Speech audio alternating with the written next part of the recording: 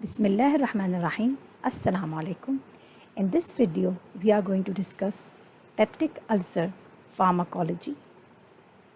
So, what is peptic ulcer disease? Well, peptic ulcer disease is actually the erosion of the mucosal lining of those parts of the GIT that are exposed to the acid pepsin mixture. So, this acid pepsin mixture, it causes ulceration in the mucosa of the stomach, or it could be the first part of the duodenum, or it could be the lower part of esophagus. Individually, they are named as stomach ulcer or duodenal ulcer. And when we talk about peptic ulcer, we are actually talking about all of them. Now, to understand the rationale of the treatment of peptic ulcer, we have to understand the factors that are responsible for causing peptic ulcer. So we have to understand two very important factors.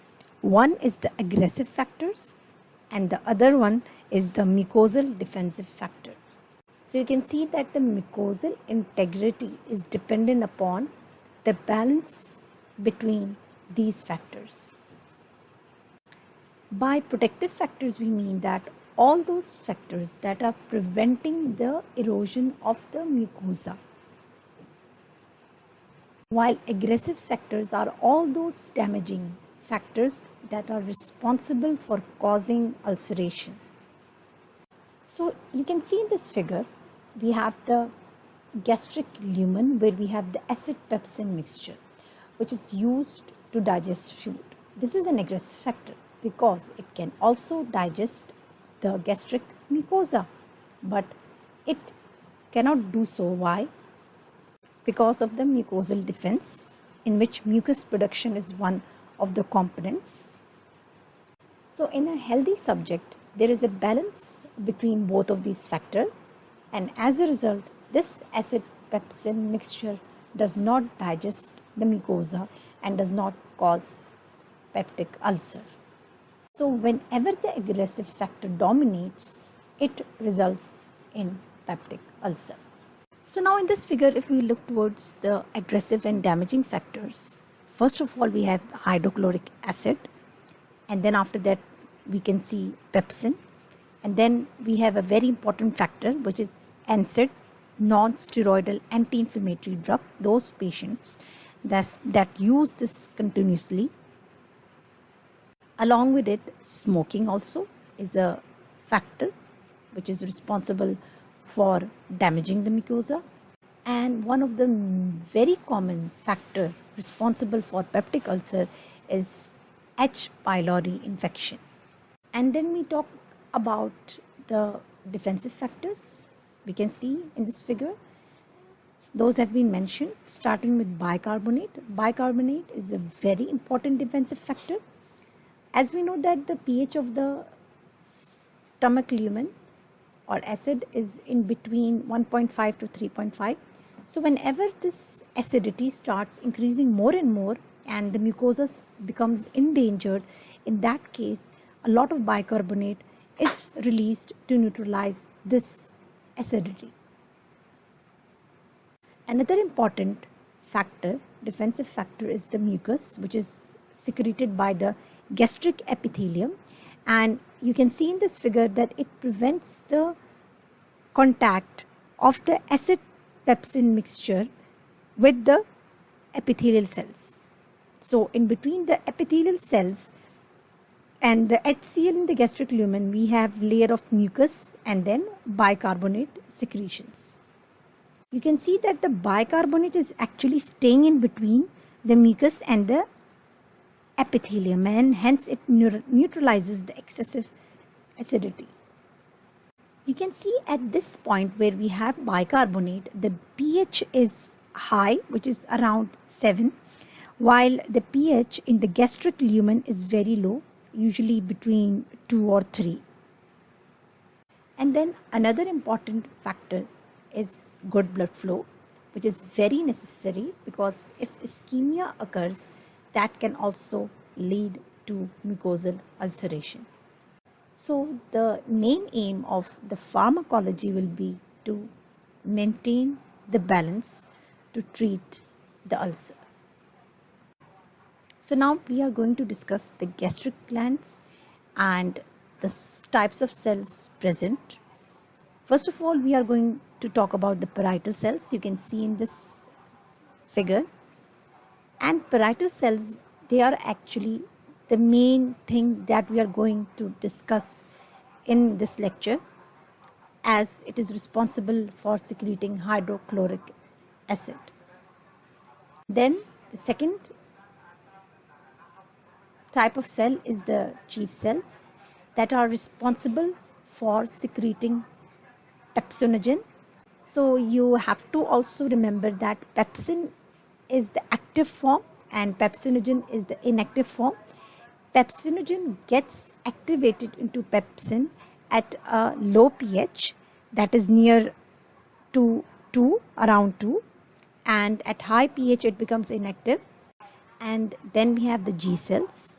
G cells, also known as gastrin cells, they are also present in the duodenum and pancreas, and they are responsible for releasing the gastrin hormone, which stimulates acid production. And then you can see we have enterochromaffin-like cells. These cells are also very important because they release or secrete histamine, which is responsible in stimulating the parietal cells to secrete HCl. So now you can see in this figure, we are going to discuss how parietal cell is going to secrete HCl into the gastric lumen. Now you can see in this figure, the parietal cells, it has very important receptors. The first one you can see is M1, which is the muscarinic receptor.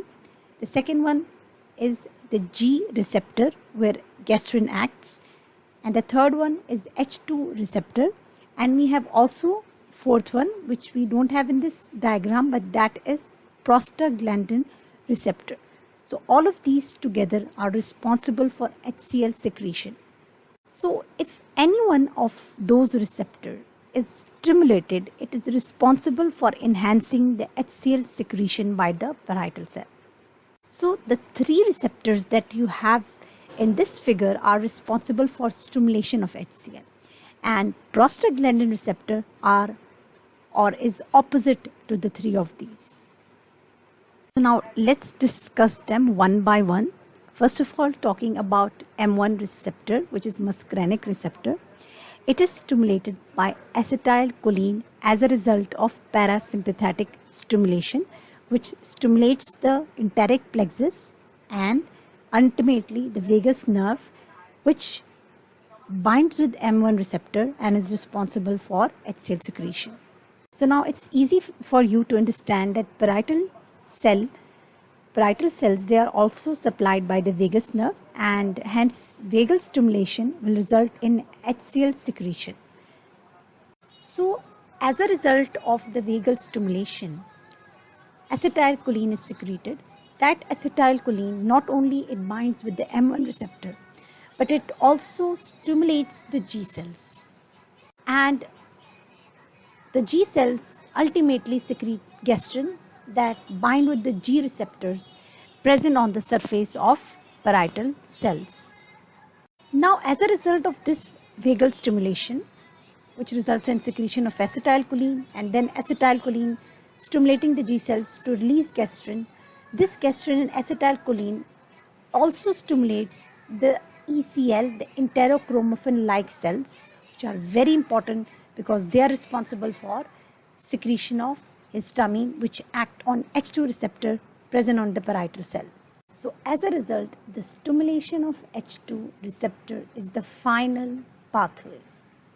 So as a result of the stimulation of H2 receptors, it stimulates the cyclic AMP. You have to keep in mind, when cyclic AMP is stimulated, it results in stimulation of a lot of proteins in the cell known as protein kinases. So in the parietal cells, a series of chemical reactions takes place. water and carbon dioxide combine in the presence of carbonic anhydrase enzyme to form carbonic acid. This carbonic acid further splits into hydrogen ion and bicarbonate.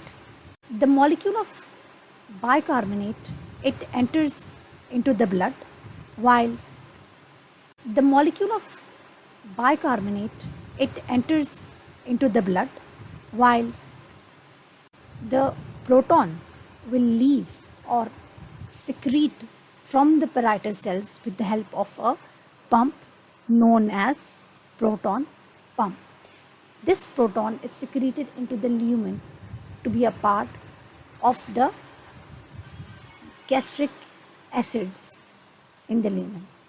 So this proton pump is known as hydrogen potassium ATPase pump, which allows the proton to be secreted in the lumen of the stomach, as you can see in the figure. This proton is secreted into the lumen of stomach in exchange of potassium ion. So the name proton pump is due to the fact that its function is to pump proton into the lumen of the stomach. Now the important thing to remember is that this proton that is secreted into the lumen of the stomach combines with the chloride in the lumen, and it's not secreted together from the parietal cells. Now from where this chloride ion comes, you can see that this chloride ion also comes from the parietal cells via several mechanisms. So this chloride ion enters the parietal cell in exchange of the bicarbonate ion. So this means that the proton and the chloride, both of them, come from the parietal cell from different mechanisms, and ultimately they combine in the lumen of the stomach to form HCl. So now talking about the fourth receptor, which was very different in its function. Prostaglandin is responsible to decrease the HCl secretion. You can see in this figure that the stimulation of prostaglandin E2 receptor inhibits the cyclic AMP production, and ultimately it inhibits all the further reactions that take place as a result of activation of cyclic AMP that we have discussed right now. Not only decreasing the HCl secretion, but prostaglandin also increases the protective mucus layer production. As you can see in this figure that it enhances the mucus production. So it acts as a cytoprotective agent. And the third important function of prostaglandin is that it causes vasodilation. By causing vasodilation, it enhances the blood circulation, and if there is any kind of erosion, it will help in its immediate healing due to the increase in blood flow in the gastric bed. So these three important functions of prostaglandin you should remember.